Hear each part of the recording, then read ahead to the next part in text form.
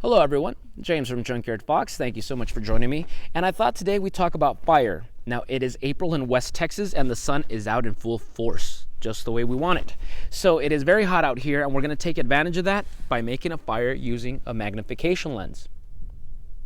Now, I am well aware that this is by no means some new discovery, some new method. This is very common knowledge. It's in a lot of books. A lot of people know it theoretically.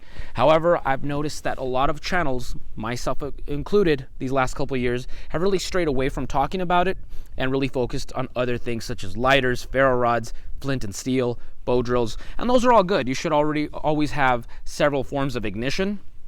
However, if you're in a place like me, lots of open land, open space, and a lot of sunlight, you can take advantage of that. If you have a lens and you take care of it, you have a renewable source of ignition when you have the sun out. So we're just going to elaborate on it today. Thank you for joining me. Let's get started. Alright, so first things first is we're going to need a magnification lens. Now you can order one online or you can improvise one from, say, an old piece of binoculars or something like that. As long as it's 5 times or stronger, you should be fine. And the next thing we're going to need is our char tin. Now I'm sure 99% of you watching already know what char cloth is. In case you do not, that's fine. I'll have a link below on what it is and how to make it. And it's essentially a bit of a cheat. It just catches an ember rather quickly, so it saves you a lot of time, and it could essentially be a lifesaver. So we're going to use that today. And last thing needed is, of course, some sunlight. So let's get to it. Now I'm going to stand up because the sun is already on it's sun setting, so it's not as strong as it normally would be. Just focus it. You see it? There we go. And now we can transport this off to somewhere shady so we can get a fire going. You don't really want to get a fire started, right beneath the sun like in the afternoon. But I'm going to close this up, and there we go.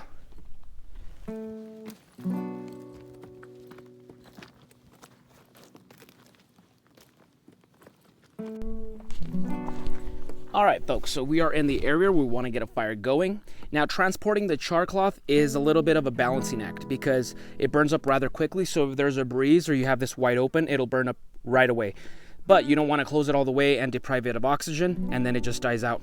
So once again, balancing act, but you can tell that it's still burning. You can still see smoke. So, just to demonstrate how easy it is to get a fire from here, transport a piece of char and close this up. We don't need to use that anymore. So I'm transporting this piece of char cloth onto a bundle of dead grass.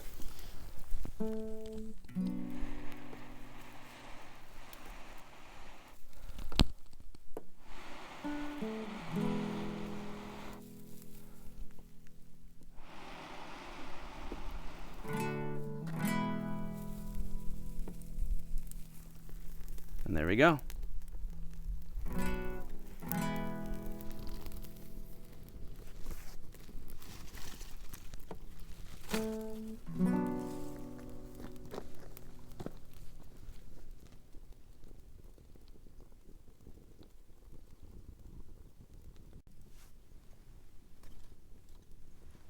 Well folks, that was just a very short and sweet video on an ignition source that at least I myself have been neglecting these last couple years. And like I said, this doesn't take up much room in your pack. Look how small and lightweight this is. It's not heavy, it's not cumbersome. You can just keep this in your pack. And as someone of the outdoorsman and preparedness mentality, you're gonna have several forms of ignition, of course. You're gonna have your lighter in your pocket, your ferro rod in your haversack. But keeping something like this in there, as long as you have a sunny day, you're going to be able to light your char cloth rather easily. And once again, look how small this is. So as long as you keep it somewhere cushioned where it's not banging around with your flashlights getting scratched up, you're going to be fine. And summer's just around the corner, so we're going to have plenty of sunlight. And it's a really fun way to light fires, to be honest. So once again, a short and sweet video. If you liked it, go ahead and give us a thumbs up. And we're catching up with videos, guys. These last couple years, these last couple of weeks have been really windy and dusty, and it's really impeded us from progressing with videos, but we're finally out here trying to catch up. So if you're interested in keeping up with our adventures, go ahead and be sure to click the subscribe and the bell icon right next to the subscribe button, and we'll see you guys next week with another video. Now go outside and get your boots dirty.